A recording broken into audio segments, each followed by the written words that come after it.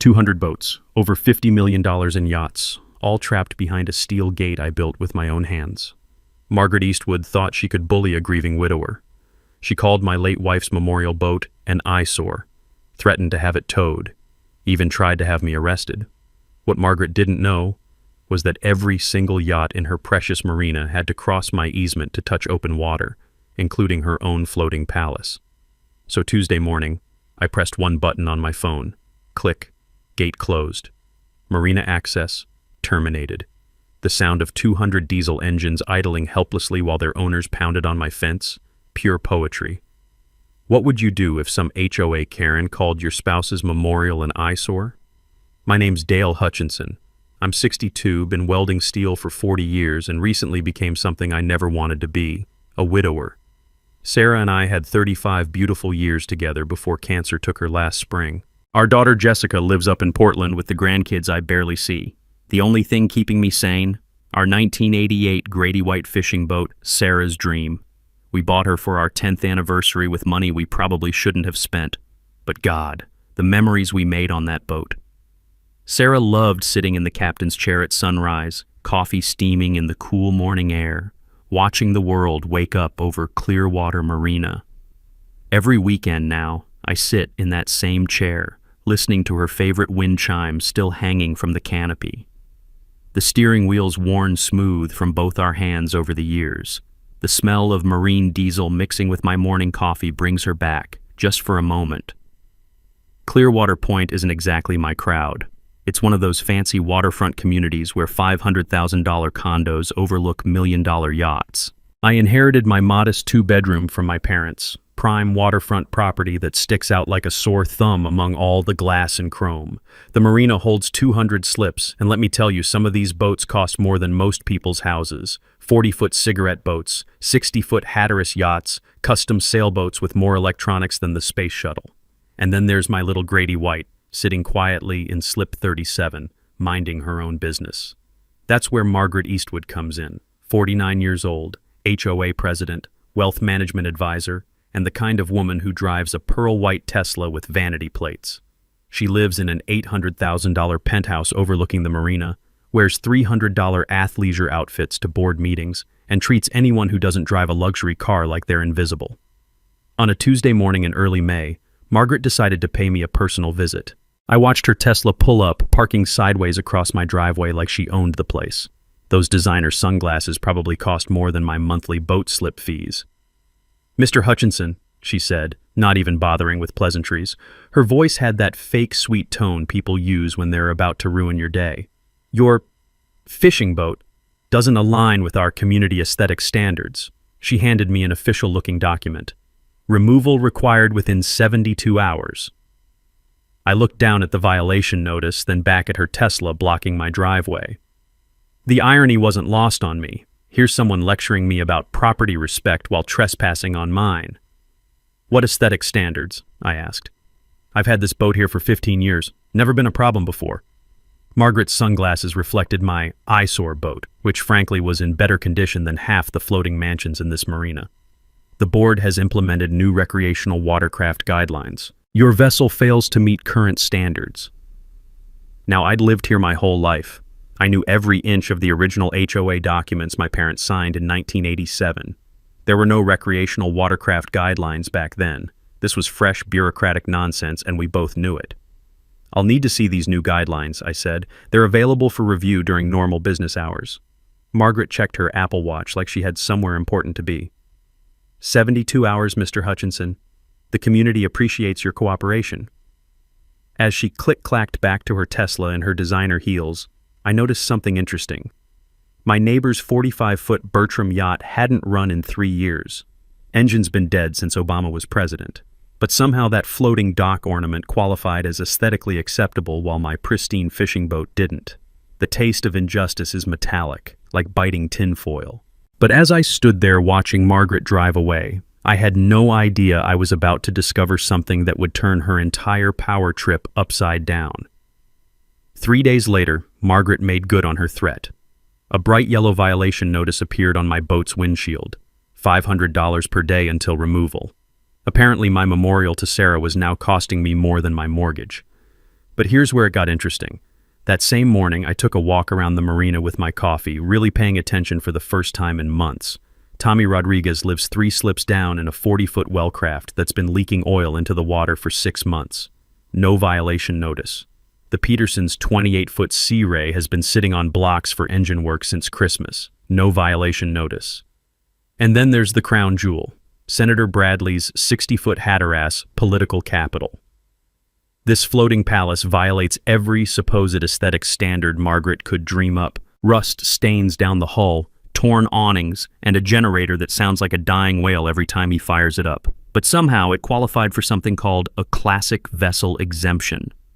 Funny how these exemptions work when you donate 50 grand to the Marina Restoration Fund every year. I've never been one to take injustice lying down. Sarah used to say I was like a dog with a bone when something wasn't fair. So I drove down to the county courthouse that afternoon, breathing in that musty smell of old paper and fluorescent lights buzzing overhead. I need to see the original property deeds for Clearwater Point, I told the clerk. Everything from 1987. Now, here's something most people don't know about property law. Every piece of real estate has a paper trail going back decades, sometimes centuries. Easements, restrictions, mineral rights, access agreements, it's all documented in those dusty filing cabinets. I spent 4 hours going through documents that hadn't seen daylight since the Reagan administration. Property surveys, utility easements, access agreements, the whole 9 yards. And that's when I found something that made my heart skip a beat. The original marina development required water access for all 200 slips. But here's the kicker. The only legal path from the marina to the actual waterway ran through a 50-foot strip of land that belonged to exactly one property owner, my property. My parents had signed something called a permissive easement back in 1987, allowing marina traffic to cross our land to reach the water. But the really beautiful part? This wasn't a permanent easement. It was revocable at the landowner's discretion with 30 days' notice. Translation: every single boat in that marina, all 200 slips worth $50 million in floating assets, depended on my permission to reach the water, and I could revoke that permission anytime I wanted. I sat there in that courthouse chair, staring at documents that were older than my daughter, trying to process what this meant. Margaret Eastwood, HOA president and self-appointed marina dictator, had just picked a fight with the one person who could shut down her entire operation. The next morning, I called my buddy Frank, who's been doing property surveys for 30 years. Frank, I need you to walk my property lines and mark exactly where this easement runs. Sure thing, Dale. What's this about? Let's just say I'm having a boundary dispute. Frank showed up that afternoon with his GPS equipment and orange spray paint. We walked every inch of that 50-foot easement strip. And you know what we discovered? That strip of land wasn't just the pathway to the water, it was the only pathway to the water. The marina had been built assuming permanent access through my property. Without that easement, every boat in Clearwater Marina would be as useful as a car without roads. That evening, I sat in Sarah's captain chair watching the sunset paint the water gold. The same wind chimes that used to make her smile were singing in the evening breeze. And for the first time since she passed, I smiled too. Margaret thought she could bully a grieving widower into giving up his wife's memorial boat. What she didn't realize was that she'd just handed me the keys to her kingdom. I pulled out the violation notice and read it again. Removal required within 72 hours. $500 per day after that. Well, Margaret, I thought, two can play the ultimatum game. But mine's going to be a lot more expensive than yours. The sound of expensive boat engines warming up for evening cruises drifted across the water. Cigarette boats, Hatteras yachts, custom fishing vessels worth more money than I'd see in a lifetime. All of them completely dependent on crossing a strip of land that belonged to me. I went inside and pulled out Sarah's old recipe box where she kept all our important documents. Somewhere in there was my property deed. Time to read the fine print. Margaret escalated fast. By Friday morning, I had a certified letter from Weatherby, Prescott & Associates, some fancy law firm downtown. The letterhead alone probably cost more than my weekly grocery budget. Cease and desist all violations of HOA compliance regulations or face legal action seeking $50,000 in damages, attorney fees, and immediate vessel removal. $50,000. My chest tightened reading those words, same way it did the day Sarah got her diagnosis. I'm living on a fixed income, Social Security and a small pension from the welding shop. 50 grand might as well be 50 million. I sat at my kitchen table, staring at that letter while my coffee went cold. The morning sun streamed through Sarah's lace curtains, and I could hear those wind chimes outside, but they weren't comforting anymore. They sounded lonely. Here's what really burned me up. I looked up this law firm online. Weatherby Prescott & Associates specializes in something called community transition consulting. Sounds fancy, right? It's not. They help HOAs force out elderly residents so developers can buy up waterfront property and flip it to wealthy buyers. They'd done it 12 times in the past 3 years. Harass the old-timers with violations and legal threats until they sell cheap and move away. Classic gentrification with a legal twist. But I had something they didn't know about yet. Sarah's life insurance policy had paid out enough to cover a good attorney. She always was thinking ahead, even when she was sick. I called Jackson & Associates, a property law firm that actually represents homeowners instead of bullying them. I need to understand my easement rights, I told them. That Tuesday, I met with Carol Jackson herself. 40-something, no-nonsense lawyer who drove a 10-year-old Honda and wore off-the-rack suits. My kind of people. "Tell me about this easement," she said, spreading my property documents across her desk. I explained the situation, the boat violation, Margaret's threats, the law firm letter. Carol read everything twice, then pulled out a magnifying glass to examine the 1987 easement agreement. "This is interesting," she said after 20 minutes of studying. "Your parents signed what's called a permissive use easement. It's not a permanent right-of-way." "Meaning what exactly?" "Meaning you can revoke it any time with 30 days written notice. Every boat owner in that marina is essentially trespassing on your property with your permission. Permission you can withdraw." She leaned back in her chair and smiled.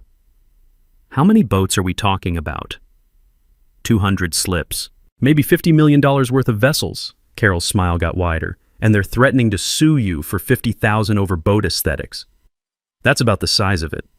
Dale, I've been practicing property law for 20 years. This is the most one-sided leverage situation I've ever seen. You hold all the cards." Here's what I learned about easement law that day. Property access rights aren't automatic just because they've existed for years. If the original agreement allows revocation, the landowner has absolute authority to say no, no matter how inconvenient it is for everyone else. Translation: Margaret picked a legal fight with someone who owns the roads to her castle. Carol explained the process. File a formal easement termination notice with the county. Send registered letters to all affected parties. Post legal notices on the property. Wait 30 days. Then I could legally prevent any marina traffic from crossing my land. "What about their boats?" I asked. "What about them? Not your problem. They signed marina leases without ensuring permanent access rights. That's their mistake, not yours." The filing fee was $500, exactly what Margaret was charging me per day for my boat violation. Poetic justice. That evening, I stood on my dock watching the evening boat traffic. Cabin cruisers, fishing boats, sailing yachts, all motoring past my property line on their way to and from the marina. The sound of powerful engines and the smell of marine exhaust filled the air. Every single one of them was about to learn a very expensive lesson about property rights. I pulled out my phone and called Jessica in Portland. She answered on the third ring. "Hey Dad, how are you holding up?" "Better than I've been in months, sweetheart. I wanted you to know your mother's boat is staying right where it belongs." "Did you work something out with the HOA?" I watched a 60-foot Hatteras cruise past, probably heading out for a sunset dinner cruise. "You could say that. Your mom always said bullies only understand one language." "What's that?" "Consequences." The next morning, I drove back to Carol Jackson's office with a check for $500 and authorization to file the easement termination paperwork. Margaret thought she could intimidate a grieving widower with legal threats and fancy law firm letterhead. She had no idea what was coming. Margaret wasn't done. A week later, she called an emergency HOA board meeting. I got the notice slipped under my door at 10 p.m. on a Sunday night, meeting scheduled for Monday at 7 a.m. Classic power move designed to limit attendance from working families. But I showed up anyway, along with about 30 other residents. The community center smelled like industrial coffee and Margaret's expensive perfume. She sat at the head table wearing a navy blazer that probably cost more than my monthly utilities. "This emergency session addresses an immediate safety concern," Margaret announced. "We have an unsafe vessel creating liability issues for the entire community." Unsafe vessel. That's what she was calling Sarah's dream now. The motion was simple. condemn Dale Hutchinson's boat as a safety hazard and authorize immediate removal using community funds. $5,000 for professional towing and storage fees, to be recovered through liens against my property. In other words, they'd steal my boat and make me pay for the privilege. The vote wasn't even close. 15 wealthy yacht owners versus 3 working-class boat owners and a handful of residents who didn't care either way. Margaret had stacked the deck perfectly. But here's what she didn't know. I'd spent the past week doing homework, not just on easement law, but on marina finances. Turns out the Clearwater Marina Association had some very interesting revenue streams. Every new resident paid a $15,000 marina access fee when they bought their condo. Non-negotiable. Part of the purchase agreement. Margaret had been collecting these fees for 8 years. That's over $2 million in access fees for something my family provided for free. Free because my parents never charged for the easement. They were good neighbors back when that meant something. I started documenting everything. Every boat that crossed my property line, every time someone used the easement for marina access, every violation of my property rights that Margaret was profiting from. Saturday morning, I set up a folding chair at the edge of my property with a clipboard and stopwatch. The crunch of gravel under boat trailer tires, the squeal of hydraulic lifts, the constant parade of traffic crossing my land without permission. In 6 hours, I counted 87 boats using my easement. Cabin cruisers heading out for fishing trips, sailing yachts departing for weekend races, jet skiers towing their toys to the launch ramp, every single one technically trespassing on private property. My neighbor Tom stopped by around noon. He's the marina maintenance guy, works 6 days a week keeping these millionaires' toys floating and functional. What's with the clipboard, Dale? Just keeping track of who's using my driveway. Tom laughed, but then he saw I was serious. Margaret's really got you wound up, huh? Tom, can I ask you something? How much does the Marina Association pay in access fees for this easement? Access fees? Hell, Dale, I don't think they pay anything. Your family's always just let everyone through. That's what I thought. Tom sat down on my dock, dangling his work boots over the water. You know, Margaret's been talking about expanding the marina, adding 50 more slips on the north side. More boats? More money. She's got investors lined up. Each new slip generates about $5,000 a year in fees. I did the math. 50 new slips times $5,000 equals $250,000 in annual revenue, all dependent on crossing my property. That afternoon, I called a surveyor, not just to mark property lines this time, but to document exactly how the easement worked, where the boundaries were, what percentage of marina traffic crossed my land, how much commercial value my property access provided to the Marina Association. The surveyor's GPS equipment beeped and chirped as we walked the property lines. Orange flags marked every corner, every boundary, every foot of the easement strip. This is unusual, he said, studying his readings. The marina has no other water access. Everything goes through this 50-foot corridor. Everything? Boats, trailers, service vehicles, emergency access, utility maintenance. It's a total bottleneck. Translation: I didn't just own part of the marina's access. I owned all of the marina's access. That evening, I sat in Sarah's captain chair watching Margaret's Tesla pull into her parking spot. She walked across my easement every day going to and from the marina office. Even her daily routine depended on my property. The wind chimes sang in the evening breeze, same melody Sarah loved. But tonight they sounded different. Not lonely anymore. Determined. I pulled out my phone and called Carol Jackson. It's Dale. I want to file that easement termination. Are you sure? This is going to affect a lot of people. I watched another expensive yacht motor past my property, heading out for a sunset cruise. Margaret called my wife's boat unsafe and voted to have it stolen. I'd say she affected me first. Okay, Dale, 30 days notice starting tomorrow.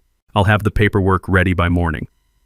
The next phase was about to begin. Thursday morning, I walked into the county clerk's office carrying Carol Jackson's paperwork, the same fluorescent lit room where I'd discovered the easement in the first place.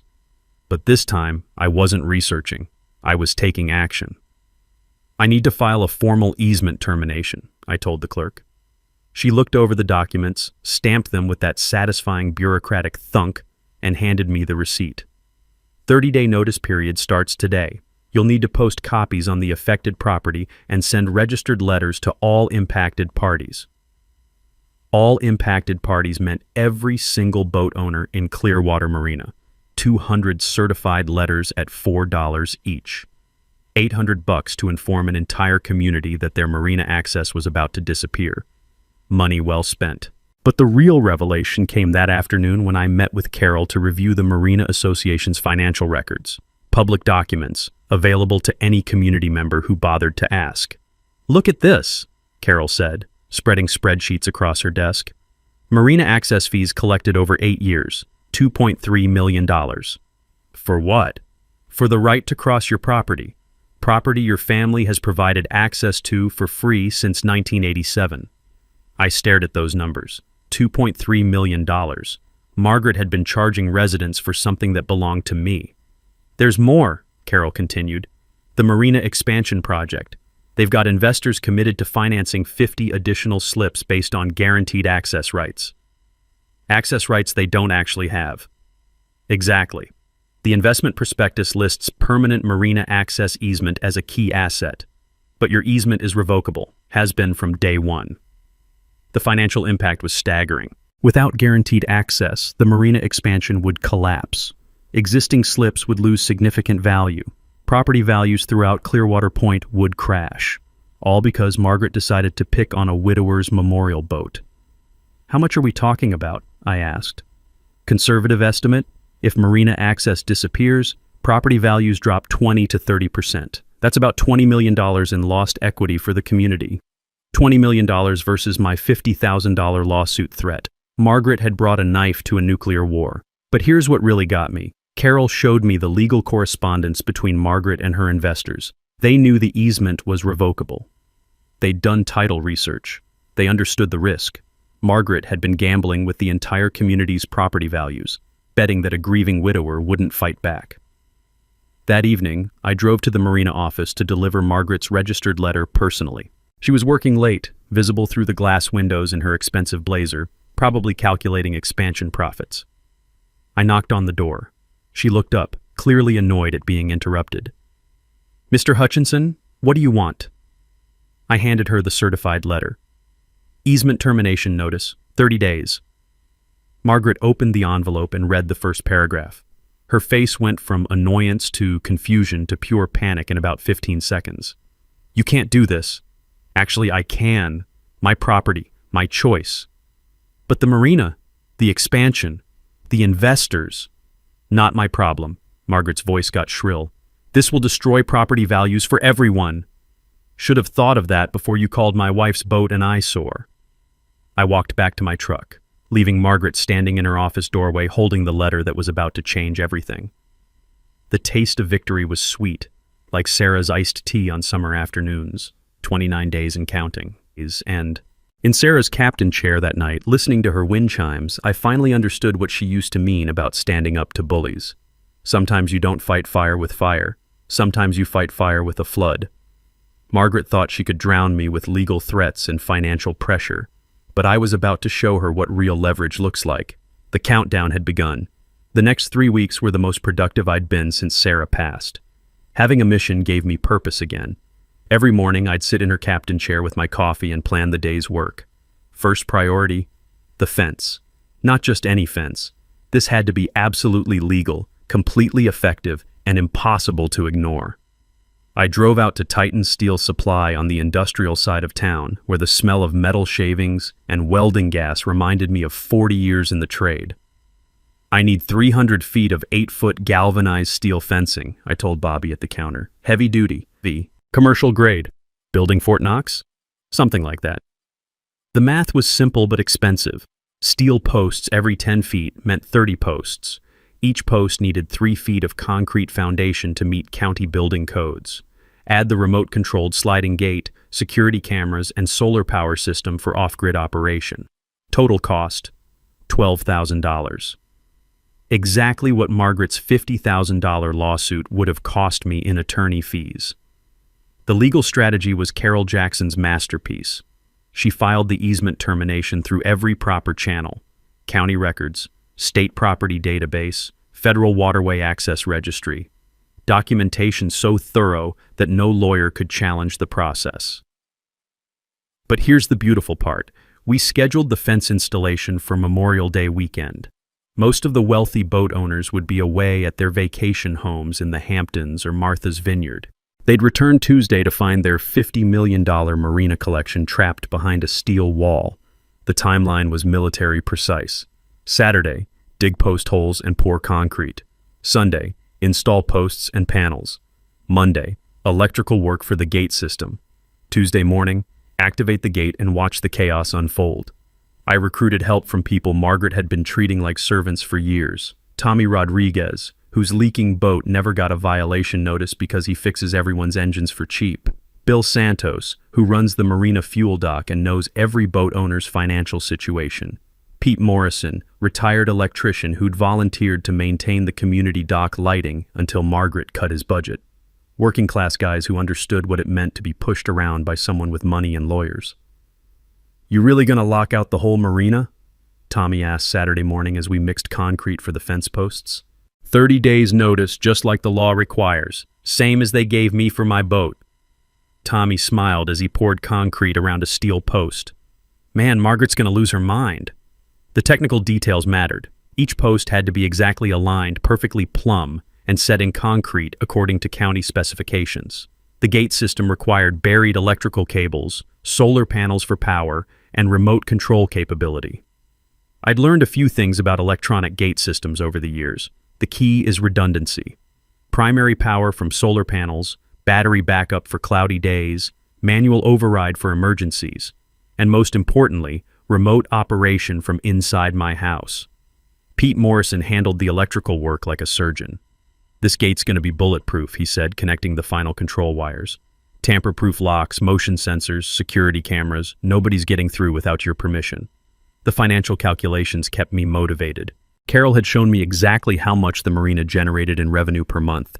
Slip fees, fuel sales, maintenance contracts, access fees, about $80,000 monthly, all dependent on crossing my 50-foot strip of land. My leverage calculation was simple. Charge $100 per month per boat for easement access. 200 boats times $100 equals $20,000 monthly, more than enough to cover my legal costs and provide Sarah's memorial boat with the protection it deserved. But the real plan wasn't about money. It was about respect. Sunday evening, with the fence nearly complete, I got a call from Jessica in Portland. "Dad, are you sure about this? It sounds pretty extreme." "Your mother always said bullies don't understand anything but strength. But all those boat owners," "Jessica, they sat in that room and voted to steal your mom's boat. They could have stood up to Margaret, but they chose the easy path. Sometimes consequences are the only teacher that works." Monday night, I did the final system test. Solar panels charged, batteries full, gate mechanism smooth and quiet, security cameras recording in high definition, remote control app working perfectly on my phone. Tom Martinez stopped by around sunset. "This is really happening?" 8 a.m. tomorrow. Gate closes, marina's closed for business. Tom grinned. Wish I could see Margaret's face. "Oh, you will. I installed cameras for that exact reason." That night, I sat in Sarah's captain chair one last time before everything changed. The marina was busy with Memorial Day traffic. Boats coming and going, owners preparing for the summer season. The sound of expensive engines and the smell of marine fuel filled the evening air. Tomorrow, it would be silent. I raised my coffee mug toward her wind chimes. "This one's for you, sweetheart." 24 hours until Margaret learned what real consequences look like.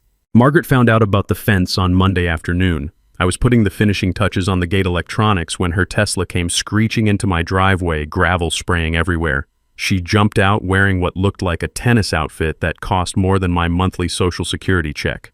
The look on her face was priceless. Pure panic mixed with that entitled rage rich people get when the universe doesn't cooperate. "What the hell is this?" she demanded, gesturing at 300 feet of steel fencing. "Property improvement, perfectly legal according to county building codes. You can't block marina access." "Actually, I can. It's my property." Margaret's voice climbed an octave. "This is blackmail." "No, ma'am, this is capitalism. Supply, demand, and property rights." She started pacing back and forth like a caged animal, her tennis shoes crunching on my gravel driveway.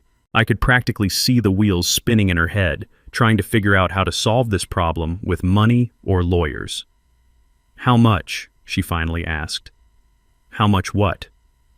"How much to keep the easement open?" This was the moment I'd been waiting for. Margaret Eastwood, HOA dictator and yacht club queen, was about to learn what negotiating from weakness felt like.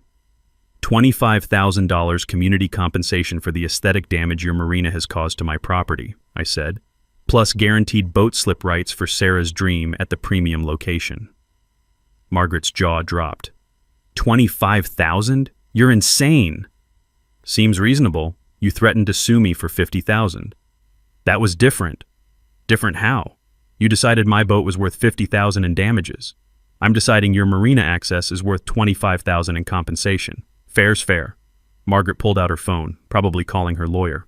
I kept working on the gate controls while she paced and whispered urgently into the device. After 10 minutes, she hung up and tried a different approach. Sweet voice, fake smile, the whole manipulation playbook. "Dale, let's be reasonable here. The Marina provides recreation for hundreds of families. Surely we can work something out." We already worked something out. 30 days notice, properly filed, completely legal. But think about the community impact. I did think about it. Right about the time you called my wife's memorial boat unsafe and voted to have it stolen. Margaret's fake smile cracked. This is about more than one boat. You're right. It's about respect, something you never learned. That evening, the phone calls started. First the Marina Association president, then 3 different yacht club members, then a guy who claimed to represent concerned community stakeholders. Everyone wanted to negotiate, to find a compromise to make this problem go away. I had the same answer for all of them. Talk to Margaret, she created this situation. But the really interesting call came from Tom Martinez around 9 p.m. "Dale, you need to know something. Margaret's been meeting with county inspectors all day." "What kind of inspectors?" "Building code, zoning compliance, environmental impact. She's trying to find violations to stop your fence." I wasn't surprised. When rich people can't buy their way out of trouble, they usually try to lawyer their way out. Margaret was pulling every string she had. Find anything?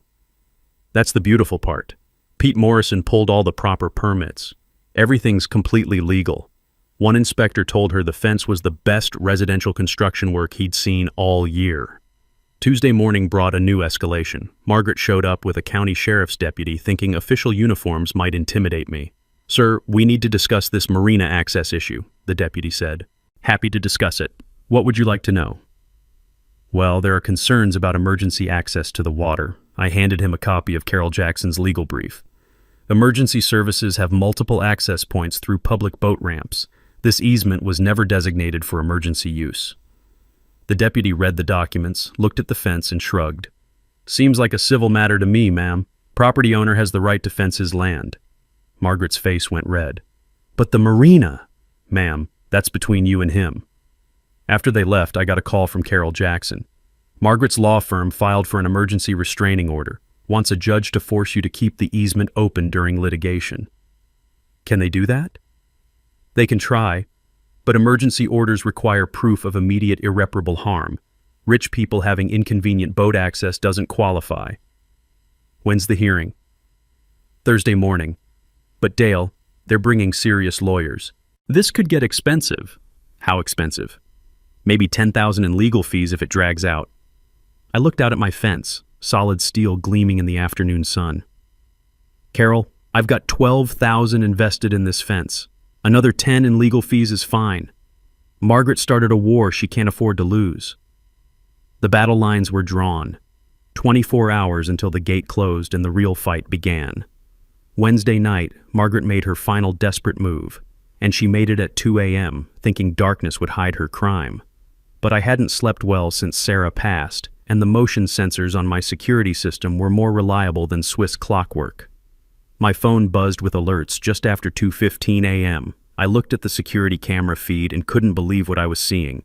Margaret's Tesla was parked at the edge of my property. She was directing 3 men with sledgehammers toward my fence posts, pointing and gesturing like a general commanding troops. Criminal trespass, property destruction, conspiracy to commit vandalism. All captured in high-definition video with perfect audio. I called 911 from my bedroom window, watching Margaret's crew attack my fence like they were storming a castle. The sound of steel on steel rang through the quiet night. 911, what's your emergency? Property destruction in progress. 3 men with sledgehammers attacking my fence. I have them on security video. We'll dispatch units immediately. It took the sheriff's department 12 minutes to arrive. 12 minutes of Margaret thinking she could solve her problem with hired muscle and middle-of-the-night crime. But here's what Margaret didn't know about steel fence construction. Pete Morrison had anchored those posts in 3 feet of reinforced concrete. Her sledgehammer crew managed to scratch the paint and dent one panel. The fence held like a fortress. When the deputies arrived with flashing lights and sirens, Margaret tried to play innocent. Officers, we were just inspecting potential safety hazards with this illegal fence. Ma'am, safety inspections don't happen at 2 a.m. with sledgehammers. The lead deputy, Sergeant Rodriguez, looked at my security footage on his tablet. Crystal clear video of Margaret pointing at fence posts while her crew attacked them with tools. Ma'am, you're under arrest for criminal mischief, trespassing, and conspiracy to commit property destruction. Watching Margaret get handcuffed in her designer athleisure wear was better than Christmas morning. Her fake nails clicking against the steel handcuffs. Her perfectly styled hair getting messed up as she struggled. This is harassment. I'm calling my lawyer. You can call from the station, ma'am. Thursday's emergency court hearing was a disaster for Margaret's legal team. Turns out judges don't appreciate property owners who try to solve legal disputes with midnight sledgehammer attacks. Your Honor, Margaret's lawyer argued, the easement closure will cause irreparable harm to Marina access. Judge Harrison, a no-nonsense woman in her 60s, wasn't impressed. Counselor, your client was arrested last night for attempting to destroy the fence with hired vandals. Are you seriously asking this court to reward criminal behavior? That was a misunderstanding, Your Honor. A misunderstanding caught on security video. Judge Harrison held up still frames from my cameras. Mr. Hutchinson, has your client offered any compensation for this attempted property destruction? Carol Jackson stood up. No, Your Honor. In fact, the defendant has refused to pay for fence repairs and has threatened additional legal action. Motion denied. Mr. Hutchinson has absolute right to control access to his property. If the Marina Association wants easement access, they can negotiate compensation like any other business arrangement. Margaret's insurance company dropped her that afternoon. Turns out, intentional property destruction voids liability coverage. Her criminal charges meant personal financial responsibility for any damages or lawsuits. The phone calls that evening were desperate. Marina Association board members, yacht club officers, even the mayor's office. Everyone suddenly wanted to negotiate. But I had one answer. The gate closes tomorrow morning as scheduled. Anyone wanting access after that can submit written proposals through my attorney. Tom Martinez stopped by around sunset with inside information from the Marina office. Margaret's in full panic mode, he said. She's been calling investors all day, trying to explain why the expansion project is collapsing. What are they saying? They want their deposits back. $2 million in development funding gone. The Marina Association doesn't have that kind of cash. Bankruptcy? Unless they can get easement access restored fast. And word's getting out about Margaret's arrest. The yacht club's talking about removing her from all leadership positions. That night, I did final checks on the fence and gate system. Solar panels charged, batteries full, cameras recording, remote control tested and ready. Everything perfect. I sat in Sarah's captain chair one last time before the marina went silent. The evening boat traffic was lighter than usual. Word had spread about tomorrow's deadline. Smart owners were getting their boats out before the gate closed. The wind chimes sang their gentle song, same melody that brought Sarah peace during her final months. Tomorrow would bring chaos, confrontation, and consequences. But tonight, everything was calm. I raised my coffee mug toward the marina lights reflecting on the water. Sarah, justice is coming, just like you always said it would. 8 hours until Margaret's world changed forever. Tuesday morning, May 30th, 8 a.m. sharp. I sat in my kitchen with coffee and Sarah's old recipe box, watching the security cameras on my tablet.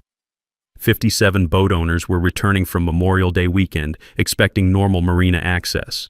Instead, they found 300 feet of 8-foot steel fence with a locked gate and a large sign. Private property, easement terminated, no marina access. I pressed the app on my phone. The remote gate mechanism engaged with a satisfying mechanical thunk. Locked tight. Game over. The first car arrived at 8:15 a.m., a silver BMW towing a 28-foot contender. The driver got out, walked to the gate, pulled on the handle. Nothing. He read the sign, pulled out his phone, started making calls.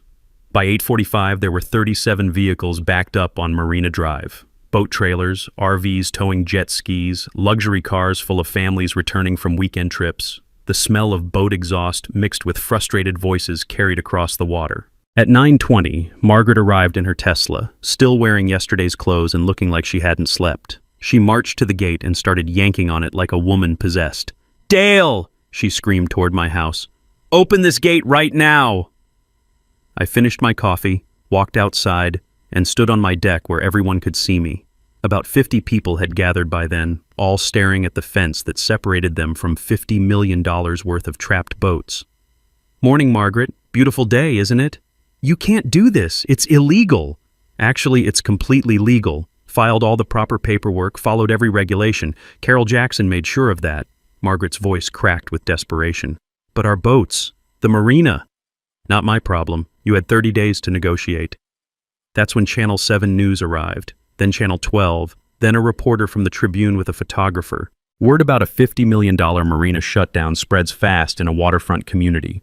Sheriff Deputy Martinez showed up around 10 a.m. to manage crowd control. The parking situation had become a traffic hazard, with boat trailers blocking the main road. "Mr. Hutchinson," he called out, "we need to discuss this situation." "Happy to discuss it, Deputy. What would you like to know?" "Well, there's some concern about public safety with all these blocked vehicles." I handed him a copy of my easement termination documents and Carol Jackson's legal opinion. "Everything's filed properly, Deputy. These folks just need to find alternative marina access." Margaret pushed through the crowd, desperation making her voice shrill. "There is no alternative access. This is the only way to reach the marina. Should have thought of that before you threatened to steal my boat." The crowd was getting ugly. 50 boat owners who'd just discovered their expensive toys were trapped behind steel barriers, vacation plans ruined, fishing trips canceled, racing competitions missed. "How much?" shouted a man in a Rolex and polo shirt. "How much to open the damn gate?" "No amount," I replied. "The easement is terminated. Anyone wanting access can submit written proposals through my attorney." That's when Margaret snapped completely. She grabbed the fence with both hands and started shaking it, screaming about lawsuits and property rights and community destruction.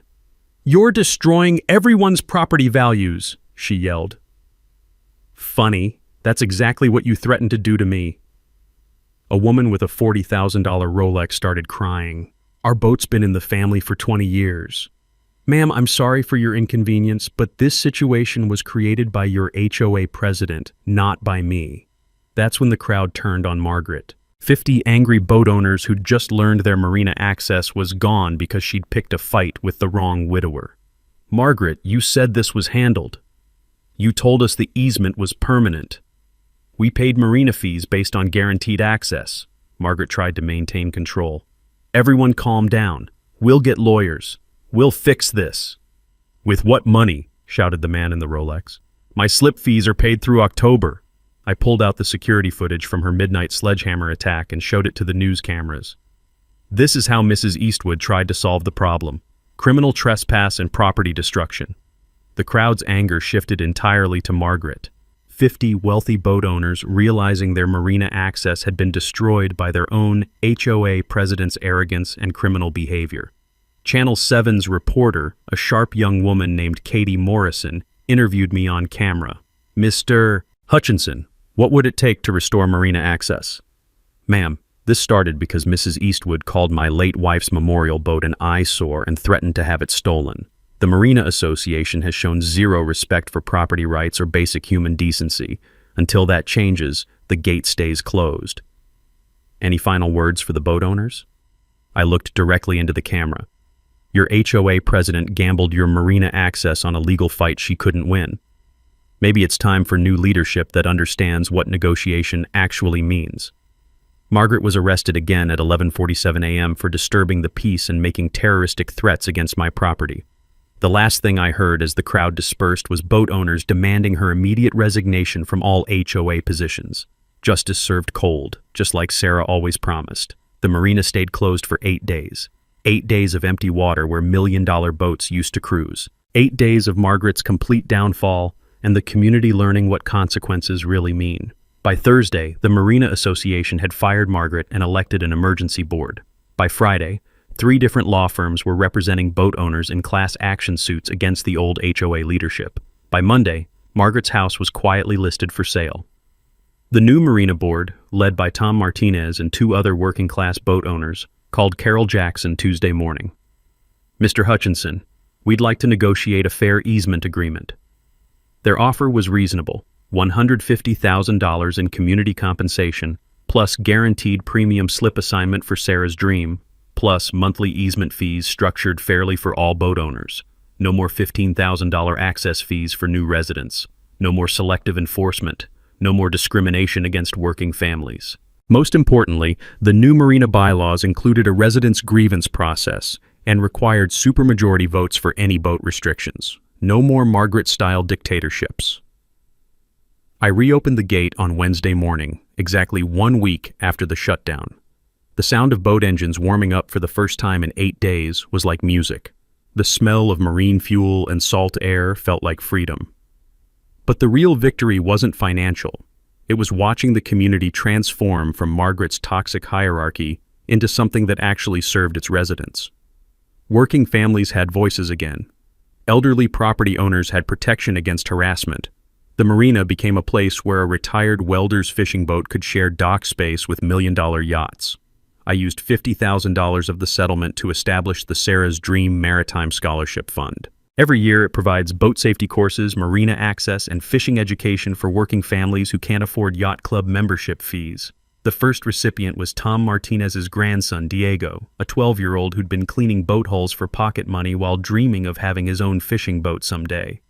"Mr. Hutchinson," Diego said when I handed him his first set of fishing gear, "my grandpa says your wife would have loved teaching kids about boats." Standing on the dock where Sarah and I spent so many sunrise mornings, watching this kid's eyes light up with the same wonder she'd always felt on the water, I knew we'd done something good. Something that honored her memory while protecting other families from bullies like Margaret. The marina expansion project died when the investors pulled out, but the community didn't need it anyway. The existing slips were more than adequate once they stopped being used as weapons for discrimination. Margaret eventually pleaded guilty to misdemeanor property destruction and paid for fence repairs. Her criminal record made HOA leadership positions impossible, which was fine with everyone. Last I heard, she'd moved to a high-rise condo in the city where someone else handles community management. Every Saturday morning now, I start the day in Sarah's captain chair with my coffee, listening to her wind chimes sing in the morning breeze. But I'm not alone anymore. Diego comes by for fishing lessons. Tom stops by with marina updates, and Carol Jackson occasionally joins me for coffee and legal war stories. The annual Community on the Water Festival has become Clearwater Point's biggest event. Free boat safety classes, marine environment education, fishing tournaments for kids, and a memorial regatta honoring residents who've passed. Sarah would have loved watching working families and yacht club members sharing the same water with mutual respect instead of suspicion. But the best part is knowing that no future Margaret can terrorize grieving widowers or working families. The new community bylaws, backed by established legal precedent, protect property rights and require actual negotiation instead of ultimatums. Sometimes justice takes time, but it always arrives eventually. Speaking of justice, next week I'm sharing another story about consequences for entitled behavior. A woman tried to steal my parking spot for 6 months, using her BMW to block my car whenever she felt like it. So I bought the entire parking lot and banned her car permanently. Hit subscribe if you want to hear how that turned out. And please, share your worst HOA nightmare stories in the comments. I read every single one, and your experiences help other people understand they're not alone in fighting community bullies. Sarah always said bullies only understand one language: consequences. Thanks to all of you supporting this channel, we're teaching that language one story at a time. Until next time, remember, know your rights, document everything, and never let someone else's money intimidate you into accepting injustice. Thanks for hanging out with us on HOA Stories, where the HOA Karens meet their match. If this story had you cheering or cringing, go ahead and like the video, drop a comment with your reaction, and hit subscribe so you're ready for the next wild HOA tale.